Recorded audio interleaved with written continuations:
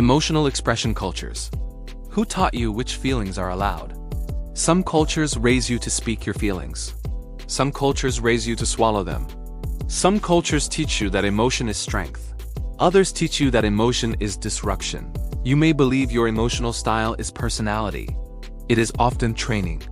Just as scarcity shapes your relationship with security, emotional norms shape your relationship with vulnerability.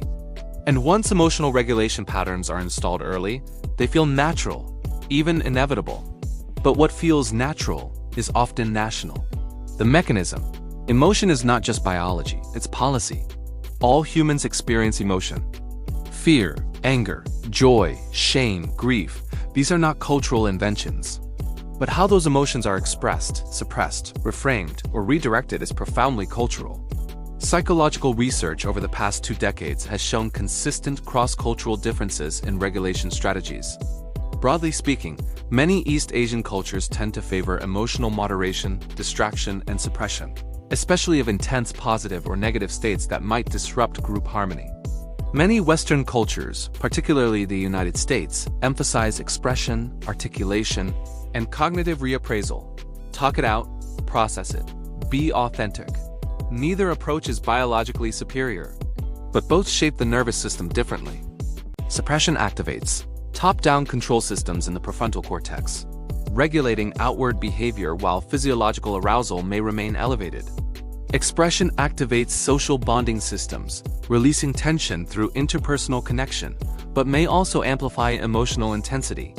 In other words, some cultures regulate emotion by containing it. Others regulate emotion by releasing it. You learned one of these long before you chose it. Japan. Gaman, endure. Do not disrupt in Japan. There is a concept known as gaman. It roughly translates to enduring the seemingly unbearable with patience and dignity. After disasters, earthquakes, tsunamis, wartime devastation, global media often praise Japanese composure. People stand in orderly lines, they do not riot. They do not scream publicly. Restraint is virtue. Harmony is priority. Emotional excess risks destabilizing the group. This produces extraordinary social cohesion. It also produces a nervous system trained in containment. From early childhood, Japanese socialization emphasizes reading the room, sensing social expectations, minimizing burden on others. You do not make your internal storm everyone else's problem. That discipline is impressive, but here is the shadow. When emotional distress is habitually suppressed, it does not disappear, it relocates. Somatic symptoms, headaches, gastrointestinal issues, chronic tension are often higher in cultures that strongly suppress overt expression. Japan also faces high suicide rates compared to many Western nations. Suppression is not weakness, it is adaptation. But adaptation carries cost. If vulnerability feels socially unsafe, internal suffering may remain invisible until it becomes overwhelming. The nervous system learns. Do not disrupt harmony. But sometimes, harmony costs authenticity. The United Kingdom, the stiff upper lip. The British cultural script is not identical to Japan's, but it rhymes. The stiff upper lip has long symbolized emotional restraint in the face of adversity. During World War II, Stoicism became national identity. Keep calm, carry on. Understatement is art form. Sarcasm masks vulnerability. Direct emotional disclosure can feel excessive. This produces social composure. It also creates subtle barriers to intimacy. In British contexts, emotional depth often emerges through humor, shared experience, or private conversation, not overt declaration. The nervous system learns. Strong feelings are acceptable. But dramatic display is not. Restraint signals maturity. Again, strength and cost. When emotions are understated, conflict may simmer rather than explode. But when vulnerability feels awkward, connection can remain shallow. You may believe you are not emotional. You may simply be culturally trained. The United States. Catharsis as culture now contrasts that with the United States. The American psychological narrative emphasizes authenticity. Speak your truth. Own your feelings. Be vulnerable.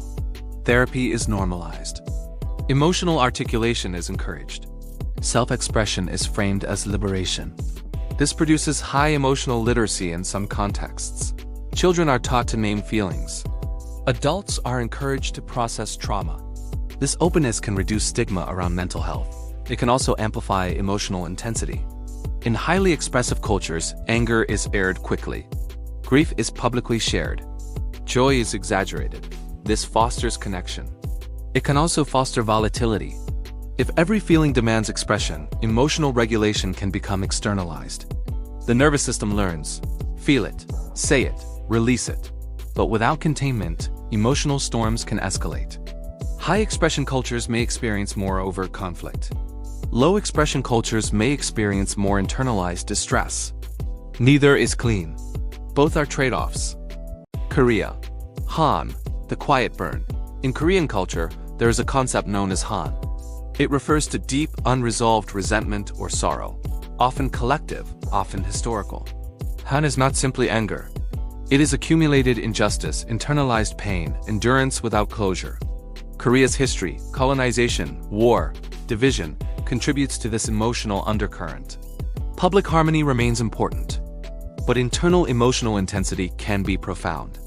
Suppressed anger does not vanish. It condenses. In such cultures, emotional regulation often involves outward composure with inward fire. The nervous system learns: endure publicly, carry privately. This can produce resilience and depth. It can also produce sudden eruptions when containment fails. Suppression versus openness, the trade-off. Suppression cultures excel at social stability, predictability, minimizing public conflict, maintaining collective dignity. They struggle with emotional literacy, open vulnerability, early intervention for distress. Openness cultures excel at emotional articulation, therapeutic access, conflict airing, authentic self-expression. They struggle with emotional containment, boundaries around disclosure, escalation control. Again, no moral hierarchy, just adaptation. But here's the problem. Most people raised in one emotional climate assume it is universal. If you grew up in a restraint culture, overt emotional expression may feel immature. If you grew up in an expressive culture, emotional reserve may feel repressed. Cross-cultural relationships often fail not because of love, but because of mismatched emotional scripts. Emotional regulation and the brain. Let's ground this in neuroscience.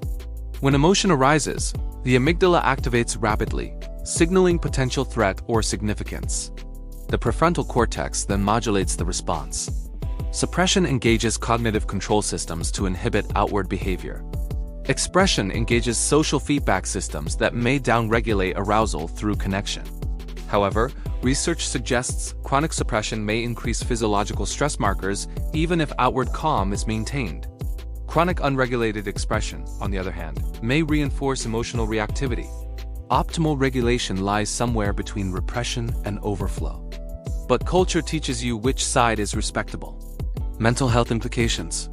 Suppression cultures often report lower overt emotional expression, but may show higher rates of internalized disorders. Openness cultures often show higher reported anxiety and mood disorders, but may also have higher reporting rates and access to care. Suicide rates, stigma, therapy usage, all reflect cultural emotional norms. If you were raised where sadness is weakness, you may not seek help until collapse. If you were raised where emotional processing is constant, you may over-identify with distress. Both extremes distort self-perception. Relationships under emotional scripts. In restraint cultures, intimacy may develop slowly. Love is shown through action rather than declaration. In expressive cultures, intimacy may be verbal and fast. But fast intimacy can mask shallow foundations. If one partner was raised in suppression and the other in openness, conflict patterns emerge. One withdraws, one escalates, one internalizes, one externalizes. Neither is wrong, both are imprinted. The emotional vocabulary gap. Language matters. Some cultures have rich vocabulary for subtle emotional states. Others emphasize binary categories. If you lack words for complex feelings, regulation suffers. If your culture discourages naming negative emotions, your emotional awareness narrows. And what cannot be named is difficult to integrate. The hidden cost of being strong. In suppression cultures, strength is equated with silence. In openness cultures, strength is equated with expression. But true resilience requires flexibility. If you can only suppress, you fracture internally. If you can only express, you may destabilize externally. Emotional sovereignty means choosing when to contain and when to release, not defaulting. Emotional vocabulary exercise. To examine your imprint, complete this exercise.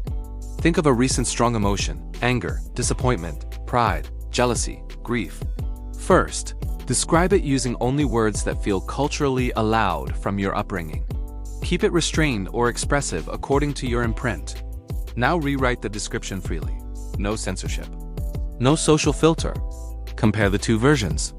Where did you edit yourself? Where did you exaggerate? Which version feels closer to truth? Your edits reveal conditioning. The provocative truth: you may not be calm, you may be suppressed. You may not be dramatic, you may be expressive by training. You may not be emotionally intelligent, you may be emotionally compliant.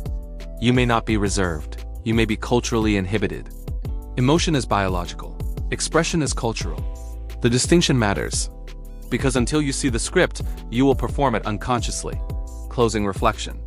Ask yourself, which emotions feel safe for me to show? Which feel dangerous? Who taught me that? Was it family? Or was it country? In the next chapter, we move from emotion to status, examining how meritocracy and hierarchy shape identity, ambition, and worth. Because how you express emotion is one layer. How you measure value is another.